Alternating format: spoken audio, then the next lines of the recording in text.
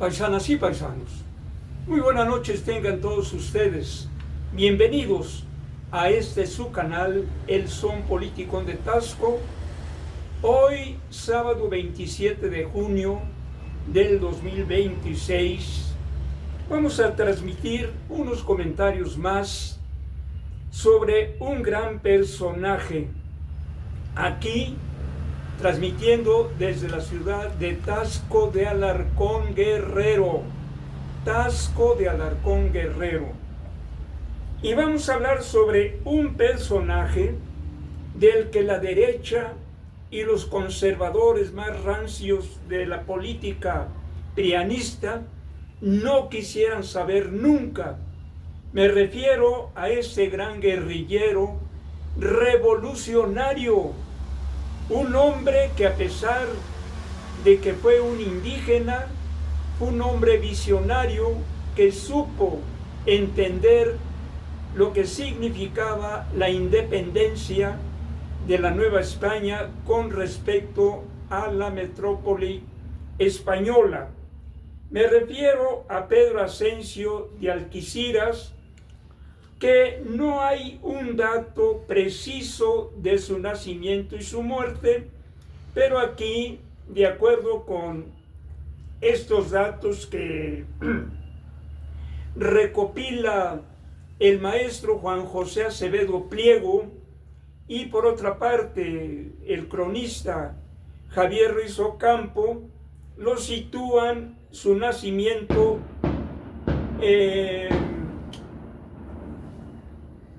el 19 de mayo, nació en Acuitlapán, el 19 de mayo de 1784, y muere, más bien lo asesinan, en Tetecala un día 3 de junio de 1821. Pedro Ascencio de Algeciras, un gran guerrillero, nació en Acuitlapán, municipio de Tasco, Guerrero, hacia 1778. Indígena de raza pura, hablaba español, náhuatl, otomí y mazahua. Su nombre fue Pedro de la Ascensión Algeciras, que los insurgentes convirtieron en Pedro Ascencio. Desde muy joven se inició en la profesión de la minería en las minas de Zacualpan y Sultepec, por lo que también era arriero. Ingresó a la insurgencia quizás desde el año de 1810. Desde 1810, José María Rayón lo nombró capitán de caballería en 1811. Acompañó en sus luchas a Vicente Guerrero. A fines de junio de 1812 atacó el cuartel de Monte de las Cruces.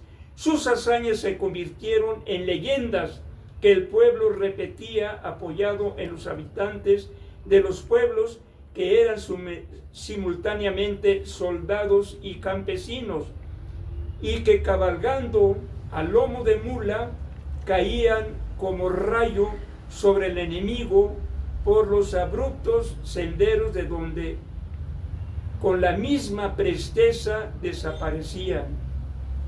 El presbítero de Sultepec colaboró estrechamente con Ascencio. En 1820, Ascencio revivió la guerra de independencia fortificándose en el Cerro de la Galeta, en donde salía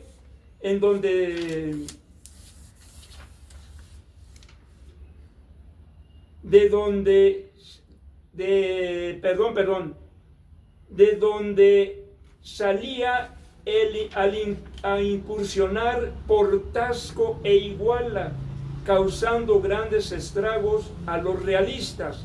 En este mismo año se distinguió por valiente, cauto e ingenioso al vencer al comandante Juan Domínguez en Santa Rita y al coronel Rabois, ahí mismo en el Cerro de la Rueda y en el de San Vicente. También desbarató las tropas que intentaban atacarlo en San Pablo, en La Goleta, en Guerromel y Almoloya. El mismo Iturbide se propuso vencerlo, para lo que fue decididamente a su encuentro. Sin embargo, Asensio lo derrotó en el Cerro de San Vicente. Pedro Asensio se mantuvo invicto hasta mediados de 1821. No poco debió de influir en Iturbide la resistencia de Asensio Guerrero, pero para proyectar el plan de Iguala, cuando Iturbide también combatía a los realistas después de su alianza con Guerrero y el abrazo de Acatempan.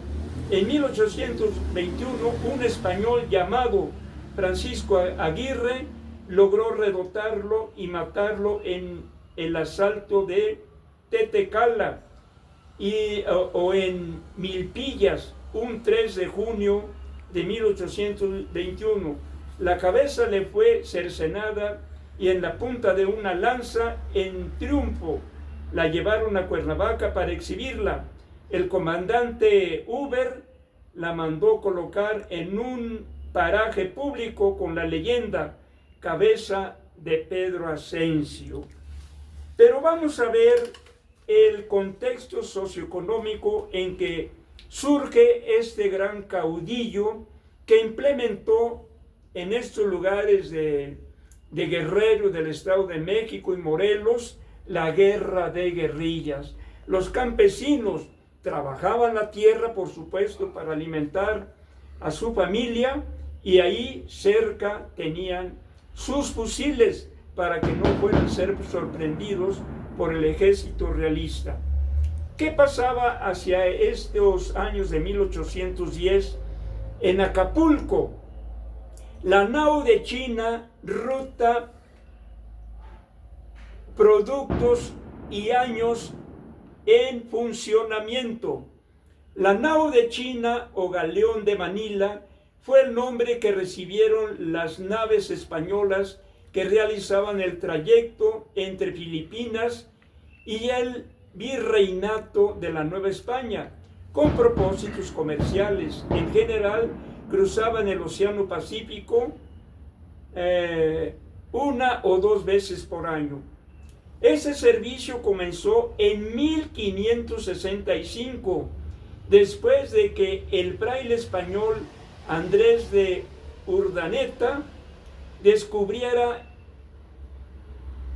el tornaviaje, término con el que se conoce la ruta de vuelta desde Asia, la ruta de ida de América a Filipinas, y se conocía desde tiempos de Magallanes en 1521, mientras que en ese sentido el viaje duraba unos 3 meses, mientras que el tornaviaje se prolongó o se prolongaba entre 4 y 5 meses.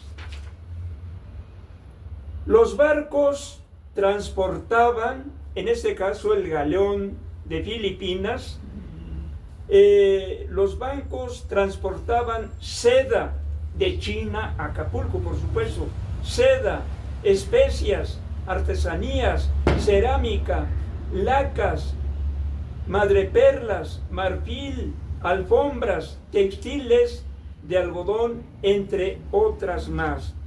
¿Quiénes fueron los precursores de preparar esta conspiración en la ciudad de Tepecuacuilco? Porque en estos años Tepecuacuilco fue la ciudad más importante de esta región, zona norte de Guerrero, porque ahí llegaban los arrieros, ahí descargaban, ahí se pasaban unos días, y los arrieros obviamente que estaban muy bien informados de toda la información que se traía desde China, España, diferentes partes de Europa, y ellos eran los que ponían al tanto a los conspiradores de Tepecuacuilco, de Querétaro y de Valladolid. Así que estos hombres jugaron un papel muy importante, así como los hacendados que fueron los que se sostuvieron la organización y la lucha por la independencia de la Nueva España. Iniciadores de la Revolución de Independencia en Tepecuacuilco. Se cuenta aquí, voy a mencionarlos todos, son hartitos, pero Antonio Gómez Matarrana, Valerio Trujano, Antonio Gómez Ortiz, Francisco Hernández, José Figueroa, Rafael Orduña, Julián de Ávila, Hilario Estrada, Pedro Asensio de Alquiciras, por supuesto, que anduvo en estas tierras, Manuel Rubalcaba, Juan de Orduña, Santiago de Orduña, Ignacio de Orduña, Nicolás Catalán, Ignacio Ayala, José Antonio Adame, Luis Pinzón, José González, José Manuel de la Trinidad Martínez, Juan Cerón, Víctor Bravo. A la conjura de Tepecuacuilco hay que agregar a otros grandes personajes, por supuesto, Miguel Hidalgo y Costilla, el precursor que dio el grito de independencia allá en Guanajuato. José María Morelos y Pavón, Francisco Hernández, que por cierto, Francisco Hernández era de aquí de Taxco, era un arriero.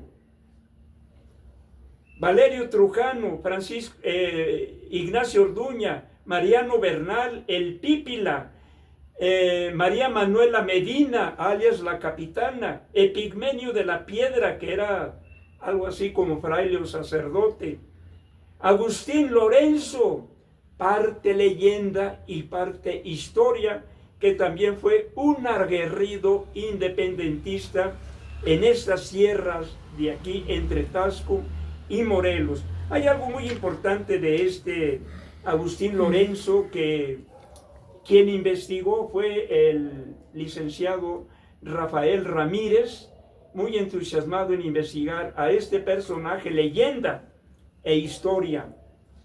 Los grandes hacendados y pequeños hacendados fueron los que sostuvieron el movimiento de independencia.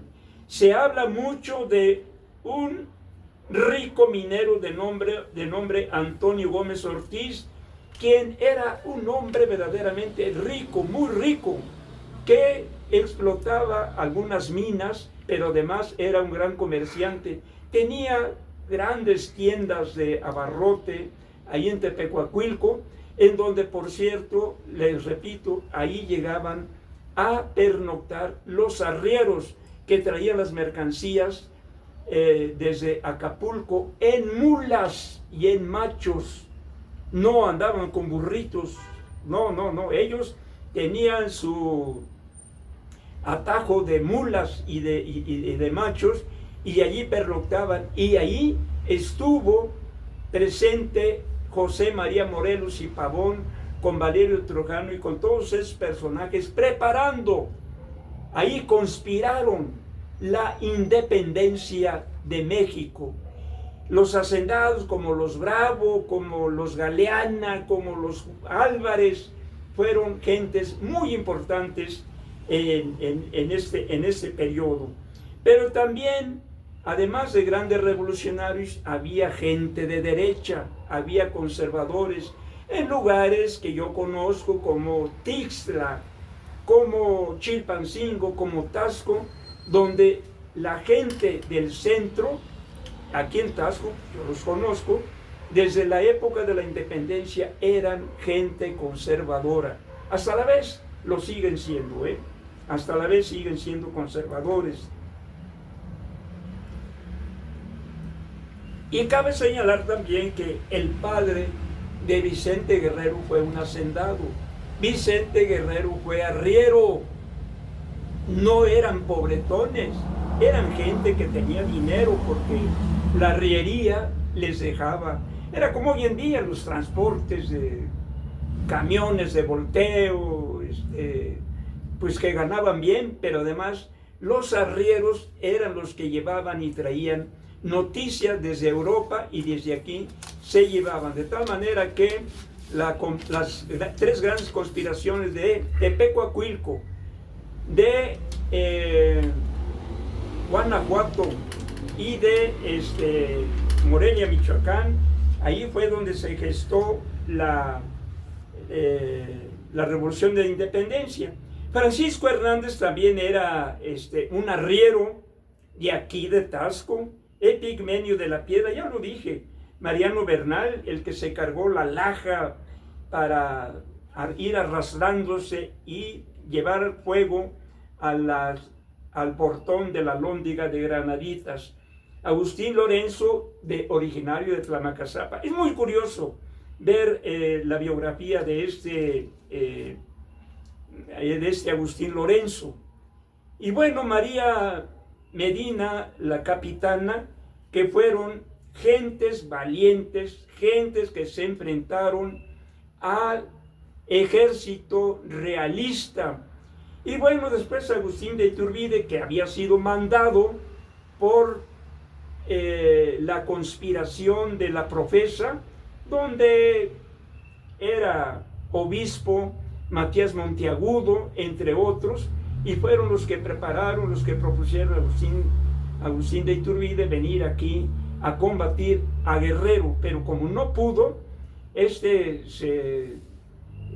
se dio por vencido y dice, bueno, pues no puedes vencer al enemigo, pues únete a él, y entonces le propone Iturbide a Guerrero unirse para llevar a cabo la independencia, cosa que después Agustín de Iturbide se convirtió en un traidor a las causas de los guerrerenses, a las causas republicanas de los guerrerenses, y bueno, se autonombra primer emperador de México.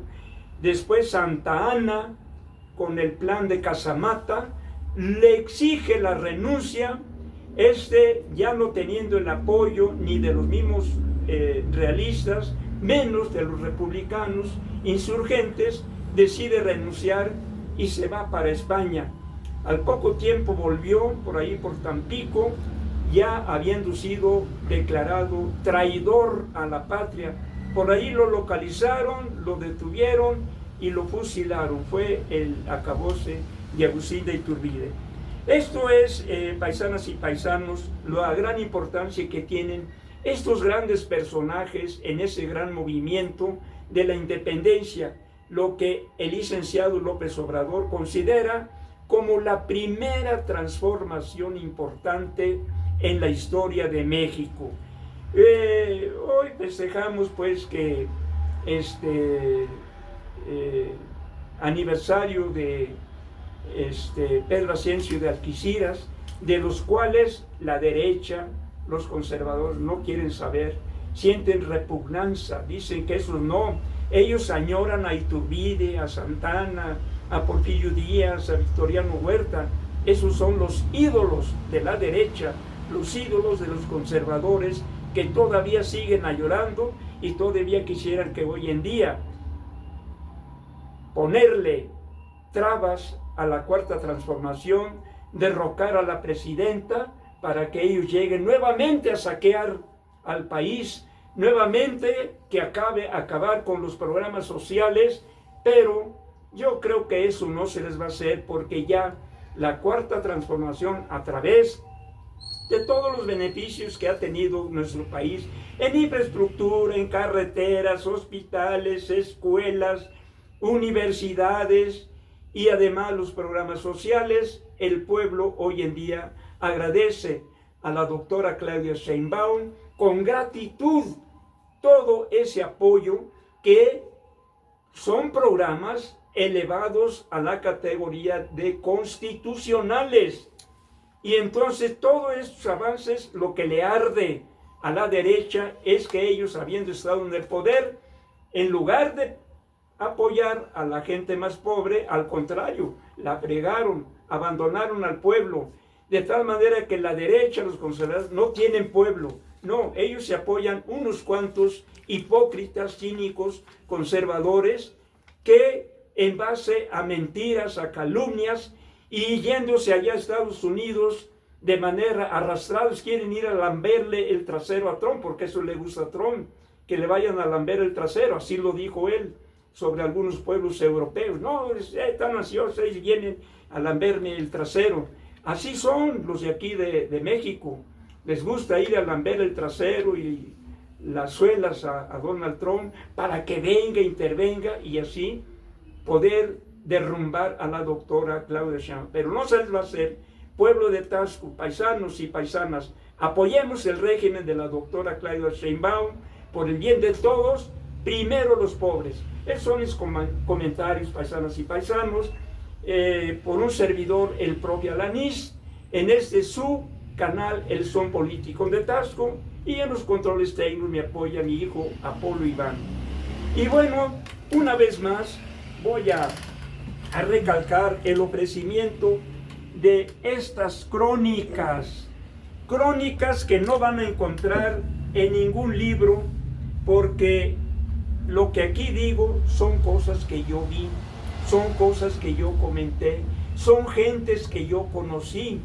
Entonces por eso hablo de diferentes gremios aquí en Taxco, porque yo los conocí. Pues imagínense, desde mediados de los años 50 a la fecha, yo nací aquí en Taxco, ¿cómo no voy a conocer la gente desde aquellos años para acá? Así que les ofrezco estas crónicas. Yo no vendo una mercancía, yo les sugiero la lectura.